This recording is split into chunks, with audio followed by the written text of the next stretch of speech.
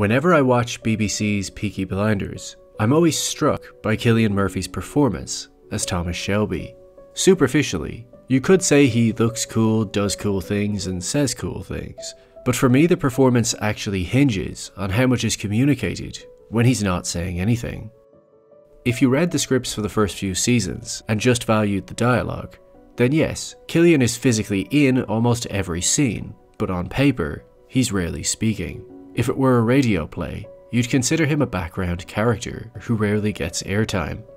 But because television is a visual medium, that's not how the performance feels. Instead, the series is aesthetically centered around the man who has the power to make decisions, whose word is final.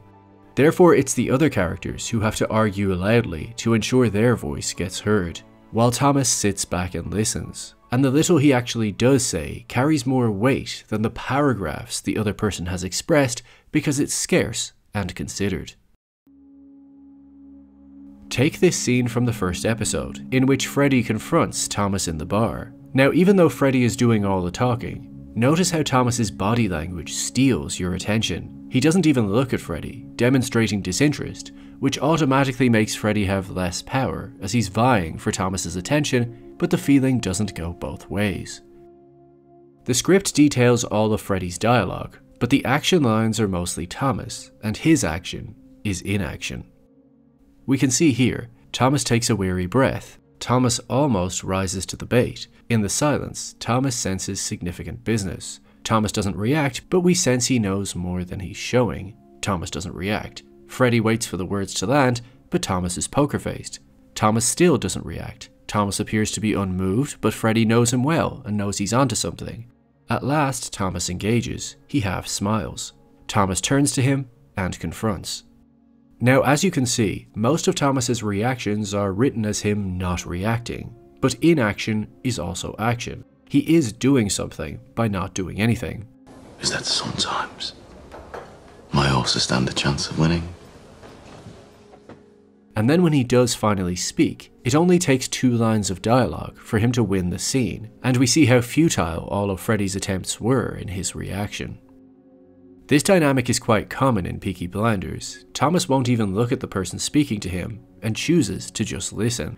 This makes Thomas Shelby a vessel for the audience. We're taking in information at the same rate he does, but he sets the tone for how we feel about it, as we're reading his expressions. This entire style of storytelling simply wouldn't work if Cillian Murphy wasn't a visual and emotional anchor for the show. If I were to sum up what Murphy brings to the table in one word, it's presence. You feel it when he's in a scene. Cillian plays it steady and stoic. He doesn't use any unnecessary movements. He's usually sitting or standing still, which helps us focus on the one part of him that's telling the real story of what's happening: his eyes. When I think about Thomas Shelby, I don't think about the quotes or the violence. I picture a man thinking. Given people are constantly looking to get something out of him, and he's at risk of them working for one of his enemies, decisions are never made lightly. There's a lot to consider. And Cillian shows us this thought process. We can see the wheels turning.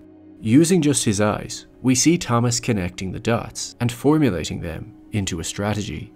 The rest of his face is essentially blank, but these small, subtle eye movements communicate a lot. This may sound simple, but if you film yourself trying to do this, it's not as easy as he makes it look. What's interesting is that Thomas's expression and emotional state decides what the meaning of the scene is. Take this scene for instance, in which he observes a Russian aristocrat indulgently eating caviar while talking excessively. You met my niece already?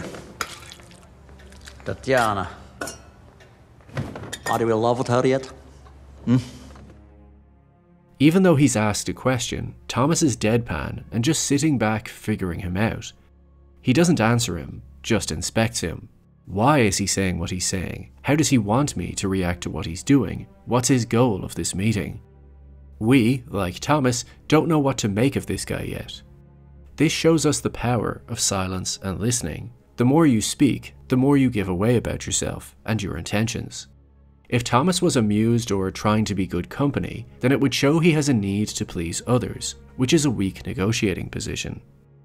When there's more than one person, Cillian uses steady eye contact as he reads them individually and decides whether or not they can be trusted, as if he's sniffing out a missing link or inconsistency. What are they not telling me? It's methodical. If his eyes were bouncing around at each person quickly, we would have insight into his thought process, but it would seem more erratic and emotional, as if he's antsy to make a decision. But it's in these calculating looks that we see his true character. The silent pauses often last beyond 10 seconds before he finally speaks.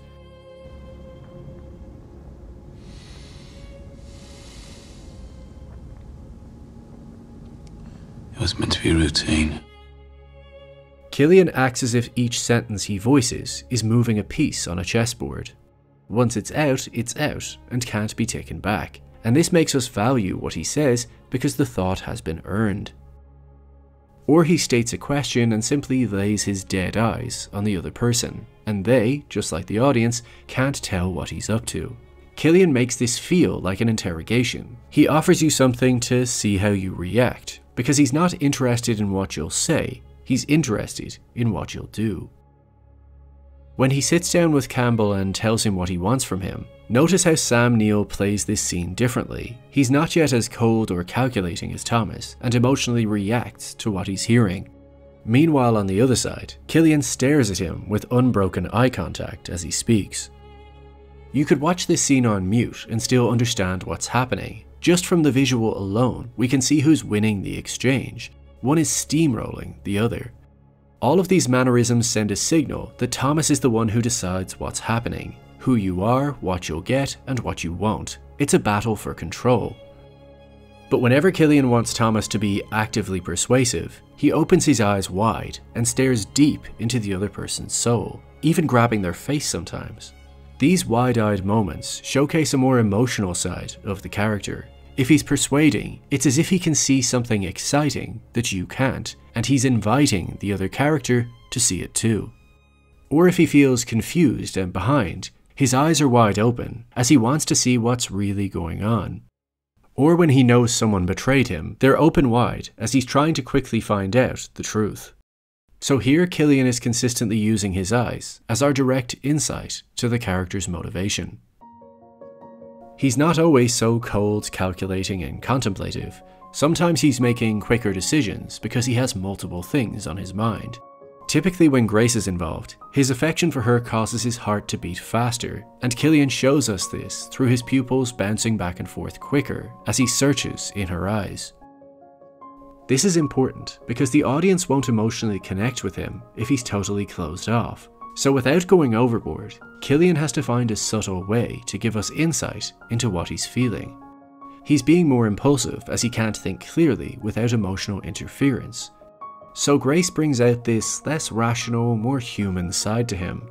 This carries over to when he's taking revenge for what happened to her, because it's still motivated by the same affection, so we see the same quick, irrational decisions, except this time he's possessed by a violent instinct. A complete contrast to the steady man we've seen before. When he's filled with fear, whether it's PTSD or a fear for Grace, we see him physically flustered and unable to manage his energy levels. And it's not just in his eyes, but his breathing. Everything increases in speed, which makes it feel like he's suffocating. These rare moments of frantic movement show us Thomas losing control, which is an important contrast, because the rest of the time, Cillian is playing the personification of a man in control, both of himself and others. But every once in a while, the emotion slips out and captures him. Yet it's how Cillian handles moments with conflicting emotions that impresses me most, when there's this internal battle between his true feelings and his obligations. For example, my favourite is when Thomas has to explain to his son that his mum is gone and she's never coming back. Of course a scene like that is going to be emotional, but there's so many ways to play it. He could be over the top crying, or catatonic as he's so emotionally exhausted, or he could grab his son and hug him because he needs intimacy. But that wouldn't really ring true to the character. What is true is that Thomas instinctively tries to be in control no matter what, and sometimes being responsible for others helps us to feel more in control of ourselves. So he chooses to play it repressed and matter of fact. Keep things the way they are.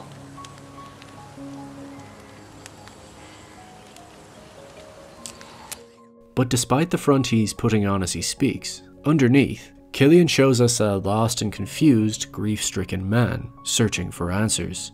We don't need to see him weeping to know he's heartbroken. We don't need to see him hold his arms up in the air to know he's lost. It's a vulnerable, delicate moment, and it's all through his eyes. His son doesn't even understand what he's saying, only making his pain feel more isolating.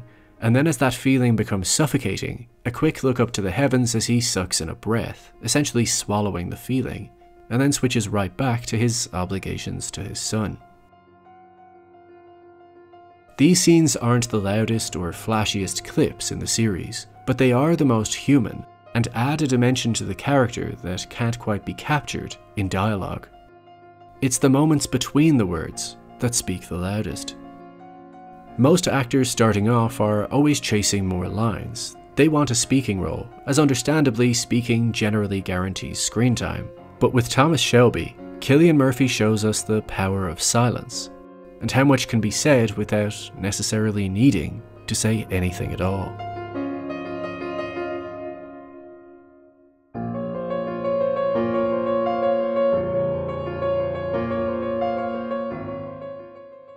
If you enjoy content like this and want to see more of it, please do consider supporting me on Patreon, as it really does make a difference to how much content I can pump out. Or if you can't afford that, then simply like the video, subscribe, and leave a comment down below to help the algorithm do its thing.